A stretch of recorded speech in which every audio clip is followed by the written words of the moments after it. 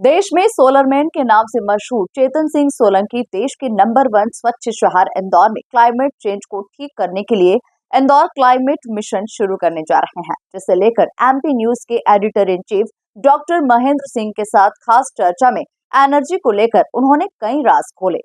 देखिए ये एक्सक्लूसिव बातचीत। देश में जिन्होंने एनर्जी कंजर्वेशन का नारा दिया, जिनका नाम सोलर गांधी भी कहा गया और अब जिन्हें सोलर मैन ऑफ इंडिया के नाम से जाना जाता है, आईआईटी मुंबई के सीनियर प्रोफेसर चेतन सिंह सोलंकी हमारे साथ हैं, जो कि आने वाले दिनों में इंदौर क्लाइमेट मिशन के लिए 100 दिनों का लक्ष्य लेकर रहने वाले हैं। क्या ये लक्ष्य है, इंदौर को कितना फ़ायदा होगा, आइए बातचीत करते हैं। चेतन जी, बहुत बहुत स्वागत है। सोलर गांधी आपको कहा गया, सोलर मैन ऑफ इंडिया आप हैं, कैसे मानते हैं? और इंदौर जो कि देश की सबसे क्लीनेस्ट सिटी है, यहाँ पर क्या इनोवेशन आप करने जा रहे हैं? इसमें कोई इनोवेशन नहीं करने जा रहे हैं। हमारा एक बहुत सिंपल सा मानना है कि जो क्लाइमेट चेंज हो नहीं रहा है, हो चुका है, और उसका जो मुख्य कारण है वो एनर्जी का उपयोग होता है, जो हम जाने अनजाने बिजली के रूप में, पेट्रोल डीजल के रूप में, पर साथ में मटेरियल के रूप में। जब मैं शर्ट पहनता हूँ तो एक एनर्जी का उपयोग कर रहा हूँ, मैं जिस चेयर पे बैठा हूँ उसको बनाने में एनर्जी गई है। तो जाने अनजाने हर व्यक्ति, चाहे छोटा हो, बड़ा हो, गाँव का हो, शहर का व्यक्ति, एनर्जी का उपयोग करता है। और चूँकि विश्व में 80% से ज़्यादा एनर्जी कार्बन के कारण आती है, तो जब भी हम एनर्जी का उपयोग किया, मटेरियल का उपयोग किया, मतलब कार्बन एमिशन किया। तो ये जलवायु परिवर्तन हो नहीं रहा है, हो चुका है। हम देख रहे हैं क्या परिणाम हो रहे हैं, किस तरह से स्थितियाँ बदल रही है, गर्मी बढ़ रही है। तो इसको आज अभी रोकना पड़ेगा, क्योंकि हर सिस्टम में एक थ्रेशोल्ड पॉइंट होता है। रबर को थोड़ा खींचेंगे, छोड़ देंगे तो वापस आ जाएगा, ज़्यादा खींचेंगे तो टूट जाएगा।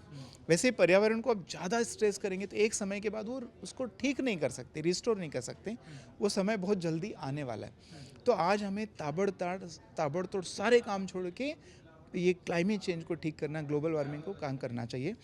और मुझे लगा कि इसको एक मॉडल के रूप में बनाना चाहिए। इंदौर क्लाइमेट मिशन क्या होगा, इसकी क्या बारीक पहलू हैं और कैसे इसको आप एग्जीक्यूट करने वाले हैं? क्योंकि इसमें पब्लिक पार्टिसिपेशन का होना भी बहुत ज़रूरी है। तो कैसे आपने इसके लिए एक प्लान बनाया जिसको आप एग्जीक्यूट करेंगे?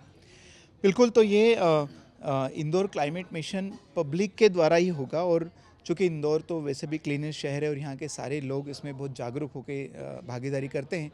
मुझे लगा कि पूरे भारत में नहीं बल्कि विश्व में एक कोई ऐसा शहर हो सकता है जिसको हम रोल मॉडल बना सकते हैं, वो इंदौर हो सकता है। तो यहाँ पे हमने जो इंदौर क्लाइमेट मिशन बनाया है, ये 100 दिन का मिशन है। इसको हम फेज़ 1 बोल सकते हैं, जिसमें हम जो लोएस्ट हैंगिंग फ्रूट है, जो फालतू के जो काम करते हैं, जो वेस्ट करते हैं, उसको हम कम करेंगे। उसका 2 काम करेंगे। एक तो जो मेरी शर्ट पे हमेशा लिखा रहता है, I am energy literate are you. Energy के प्रति साक्षरता कि ये जो बिजली आ रही कहाँ से आ रही है, कितना ट्रेवल हो, कितना इंफ्रास्ट्रक्चर। जब इतना कॉम्प्लिकेटेड प्रोसेस समझ में आएगा तो पता चलेगा एक वो मिसयूज़ नहीं करेंगे। पंखा जब नहीं है तो बंद ही कर देंगे। 2 लाइट की जगह 1 लाइट से काम चल सकता है तो चलाएंगे, नहीं चल सकता तो 2 चलाएंगे। तो ऐसे छोटे छोटे काम क्यों करना चाहिए, उसकी समझ होना चाहिए। सब लोग ये बोलते हैं कि बिजली बचाओ, पर बिजली क्यों बचाओ वो समझाना जरूरी है। जब क्यों बचाओ समझ में आ गया तो ऑटोमेटिक हर व्यक्ति इतना सेंसिटिव, और इंदौर शहर का तो बिल्कुल है कि वो कर पाएगा। दूसरा है, यदि सेंसिटिव हो गए तो फिर कुछ मापदंड होना चाहिए। तो हमने एक मापदंड रखा है कि करीब 7 से 10% बिजली हर व्यक्ति, हर संस्था अपना काम करे।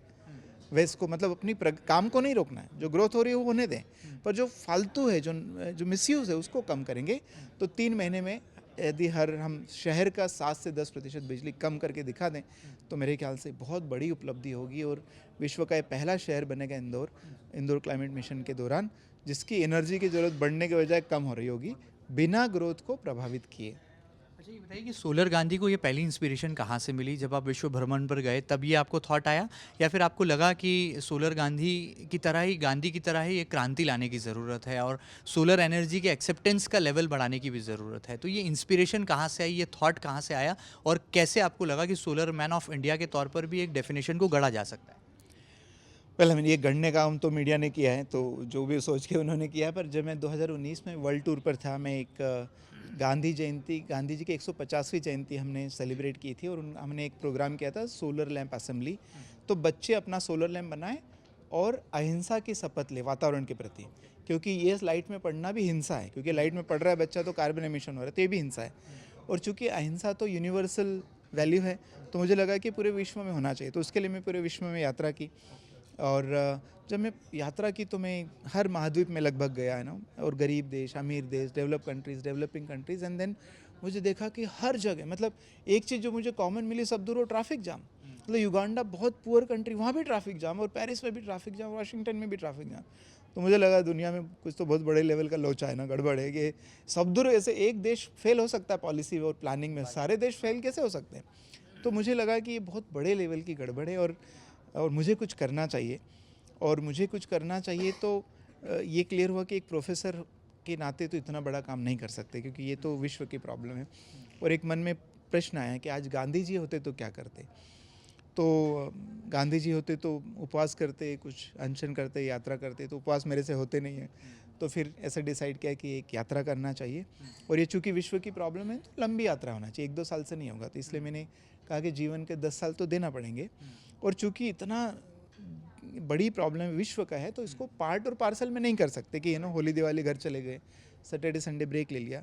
तो फिर मैंने संकल्प लिया कि मैं 11 साल बिना घर जाए दिन रात सुबह शाम इसके बारे में चिंतन करेंगे, ताकि थोड़ा सा चांस बने कि हम ग्लोबल वार्मिंग को रोक सकें, क्योंकि इतनी भयंकर समस्या है। एक आखिरी सवाल, रू पहले पर्दे पर हमने कई फिल्में देखी हैं, पैडमैन ऑफ इंडिया की कहानी भी देखी है। आपको नहीं लगता कि ये वो दौर है जब अवेयरनेस के लिए फिल्मों पर भी आप जैसे किरदार की कहानी आना चाहिए कि सोलर मैन ऑफ इंडिया ने कैसे एक अलख जगाने की दिशा में अपना पूरा जीवन त्याग दिया? क्योंकि आप तो आईआईटी मुंबई में बहुत सीनियर पोजीशन पर हैं, लेकिन आपने उसको जीवन का लक्ष्य बनाया है कि एनर्जी मिशन को रोकना है। तो लगता है रू पहला पर्दा, फिल्म इंडस्ट्री, बॉलीवुड इस दिशा में सोचेगा?